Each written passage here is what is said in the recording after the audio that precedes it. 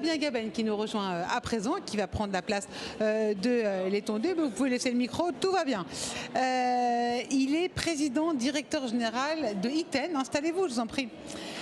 Iten qui est dédié au développement des micro-batteries, c'est ça, de nouvelle génération pour des applications électroniques. Alors, bon, forcément, j'imagine que l'innovation, c'est votre quotidien. Il y a des défis?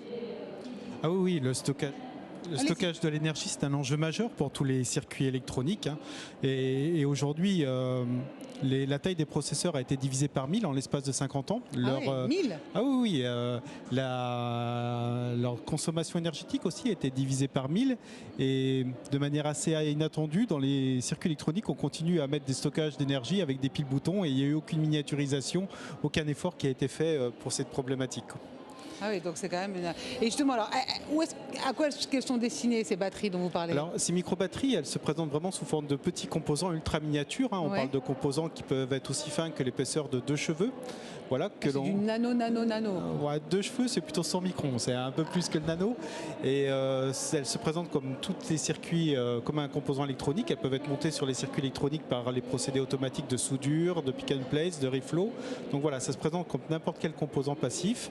Elles sont extrêmement puissantes, donc elles résistent aussi aux hautes températures. Elles peuvent être stérilisées pour des applications médicales, par exemple.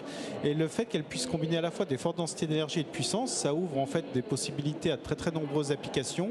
On peut les utiliser pour faire de la sauvegarde de mémoire en cas de micro-coupure de courant ou sauvegarder des horloges dans les processeurs, des horloges internes.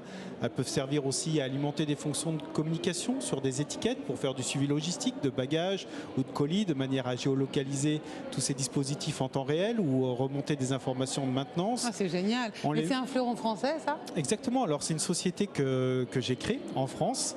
Je suis parti tout seul au début avec quelques slides et voilà, j'ai réussi à trouver en France le financement, l'écosystème qui m'a permis de lancer cette aventure industrielle. Ah ouais, c'est super, j'imagine que ça ne doit pas être facile tous les jours. Ah non, c'est pas facile.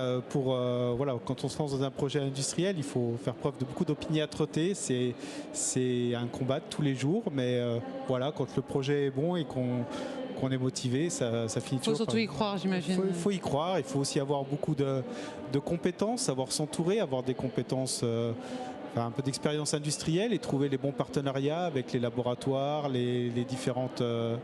l'écosystème technologique français. Et oui, forcément. Mais alors du coup, ça s'exporte, j'imagine. Vous rayonnez à l'étranger? Tout à fait. Alors nous, on est sur un marché mondial de plus de 10 milliards de composants par an. L'industrie électronique, c'est beaucoup l'Asie. Donc oui, nous, on a des clients aux 4 coins de la planète. Oui. Et c'est ça votre force? C'est une de nos forces, oui. Ça fait aussi partie des étapes de la métamorphose, j'imagine. Vos prochains projets, rapidement? Alors nous, là, on vient de boucler une levée de fonds cette semaine de 80 millions d'euros avec 60 millions en plus de dettes pour monter donc 2 sites. Le premier, c'est un accroissement de nos capacités sur notre ligne pilote de Dardilly pour la passer à 40 millions de composants par an. Et on travaille à la construction d'un nouveau site industriel qui sera capable de faire plus de 100 millions de composants par an et qui va nous permettre d'attaquer les grands comptes internationaux de l'industrie électronique. Là, vous allez chez les géants. On commence à se transformer, on se métamorphose en entreprise industrielle. Et voilà. Ce sera le mot de la fin. Merci beaucoup, c'était très intéressant. Fabien Gaben, je rappelle, le président directeur général du groupe Iten, bientôt un géant international.